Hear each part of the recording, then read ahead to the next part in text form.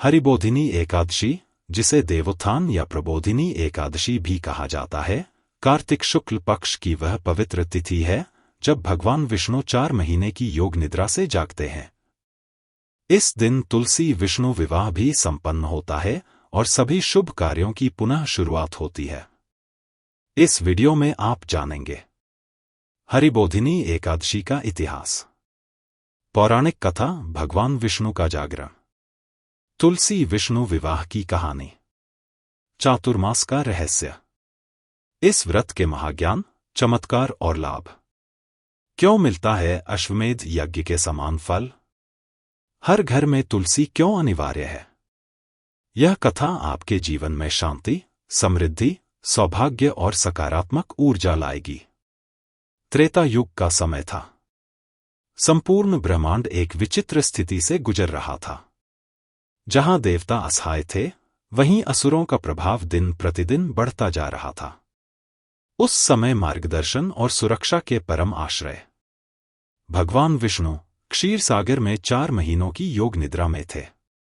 आषाढ़ शुक्ल एकादशी को भगवान विष्णु योग निद्रा में चले जाते हैं। आने वाले 4 माह को चातुर्मास कहा जाता है। इस दौरान सभी शुभ कार्य रोक दिए जाते हैं। विवाह, गृह प्रवेश, यज्ञ, धार्मिक आयोजन, मानो सारा संसार शांत हो जाता है।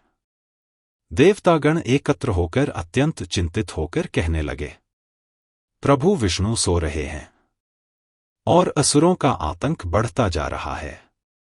अब हमारी रक्षा कौन करेगा? इंद्र, सूर्य, अग्नि, वायु, वरुण सभी मिलकर ब्रह्मा जी के पास पहुंचे। इंद्र बोले, हे प्रजापति, असुरों का अत्याचार बढ़ चुका है। हमारा बल क्षीण हो रहा है। कृपा कर मार्गदर्शन करें।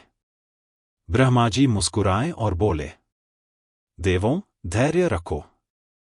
कार्तिक शुक्ल पक्ष की एकादशी को भगवान विष्णु स्वयं जागेंगे। उस दिन को हरिबोधिनी एकादशी कहा जाएगा। जब भगवान जागेंगे, तब धर्म, सत्य और न्याय का पुनः आरंभ होगा। असुरों का नाश स्वयं होगा। यह सुनकर देवताओं के हृदय में आशा की किरण जाग उठी। क्षीर सागर में श्वेत लहरें उठतीं और शांत होतीं। शेषनाग के विशाल फण पर भगवान विष्णु विश्राम कर रहे थे। उनका दिव्य तेज चारों दिशाओं को आलोकित कर रहा था।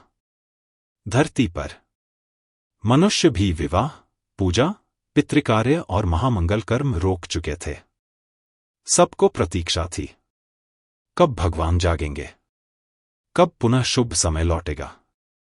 जैसे जैसे कार्तिक मास निकट आता गया, देवताओं ने भगवान विष्णु के जागरण की भव्य तैयारियां शुरू कर दी। गंधर्व संगीत की साधना करने लगे। अप्सराएं नृत्य की तैयारी करने लगीं। सुरभित पुष्पों की वर्षा के लिए पारिजात, कदंब और मल्लिका के फूल चुने गए। स्वर्ग भर में दिव्य दीप प्रज्वलित किए गए। सबको बस उस क्षण का इंतजार था जब भगवान जागृत होंगे। कार्तिक शुक्ल एकादशी का सूर्योदय हुआ। तीनों लोक में अद्भुत प्रकाश फैल गया। देवताओं ने क्षीर सागर में एकत्र होकर शंखनाद किया। जय जगदीश हरे, जय नारायण। मंत्रोच्चार, घंटे, शंख और नगाड़ों की ध्वनि से क्षीर सागर का जल कंपित होने लगा। और तब भगवान विष्णु की आंखें धीरे धीरे खुलीं, जैसे सूर्य की हजारों किरणें एक साथ प्रकट हों। वैसा दिव्य प्रकाश फैल गया। देवताओं ने नतमस्तक होकर प्रणाम किया। भगवान विष्णु ने स्नेहपूर्वक कहा, हे देवगण, मैं जाग गया हूं। अब धर्म की पुनर्स्थापना होगी। तुम्हारे सभी कष्ट दूर होंगे। स्वर्गलोक में उत्सव छा गया। हरिबोधिनी एकादशी का महत्व तुलसी देवी से भी जुड़ा है। इस दिन तुलसी विष्णु विवाह का शुभ अवसर है। एक समय दैत्यराज शंखचूड़ की पत्नी वृंदा अत्यंत सती साध्वी और पतिव्रता थी। उनकी पतिव्रता शक्ति से शंखचूड़ को कोई देवता मार नहीं सकता था। देवताओं ने विष्णु से प्रार्थना की कि वे वृंदा की पतिव्रता भंग करें ताकि शंखचूड़ का वध हो सके। विष्णु ने लीला की। वृंदा की पतिव्रता भंग हुई। शंखचूड़ मारा गया। वृंदा क्रोधित हो गईं और उन्होंने विष्णु को शाप दिया। हे विष्णु, आपने मेरे स्त्री धर्म को चोट पहुंचाई। अब आप भी धरती पर एक पौधे के रूप में उत्पन्न होंगे। वृंदा के शाप से उनकी देह त्याग हुई और वे तुलसी के रूप में प्रकट हुईं। पवित्र, सुगंधित और भगवान की अति प्रिय। तुलसी विष्णु विवाह का आरंभ। शाप सुनकर भगवान विष्णु स्वयं बोले, हे देवी, आपने जो कहा वह सत्य होगा। धरती पर आपका रूप तुलसी के रूप में ही मेरी आराध्या बनेगा और कार्तिक शुक्ल एकादशी को मैं स्वयं आपका वरण करूंगा। इसीलिए उसी दिन तुलसी विष्णु विवाह की पवित्र परंपरा आरंभ हुई। तुलसी विष्णु विवाह का दिव्य दृश्य। कार्तिक की शीतल रात। चारों ओर दीपमालाएं। गंधर्वों का गायन। अप्सराओं का नृत्य। स्वर्ग से लेकर पृथ्वी तक आनंद ही आनंद था। ब्रह्मा जी प्रधान पुरोहित बने। शिवजी बराती थे। देवता ऋषि अतिथि बने। मधुर मंगला गीत गाए गए। पुष्प वर्षा हुई। स्वाहा, सुब्रह्मण्य और नारायण के जयघोष से वातावरण गूंज उठा। भगवान विष्णु ने तुलसी का हाथ थामकर कहा, हे तुलसी, अब तुम मेरी अर्धांगिनी हो।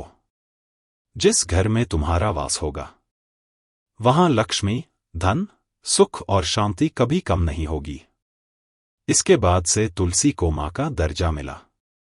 इस प्रकार जब कार्तिक शुक्ल एकादशी आती है तो ऐसा माना जाता है कि भगवान विष्णु स्वयं जागते हैं, धर्म की रक्षा करने वापस लौटते हैं और तुलसी माता के साथ दिव्य विवाह करते हैं। इस दिन जो भी व्यक्ति व्रत, पूजा और तुलसी दर्शन करता है, उसका जीवन शुभ, पवित्र और मंगलमय बन जाता है। उसके सभी कष्ट दूर होते हैं, मनोकामनाएं पूर्ण होती हैं, जीवन धन धान्य से भर जाता है। जय श्री हरि। जय तुलसी माता।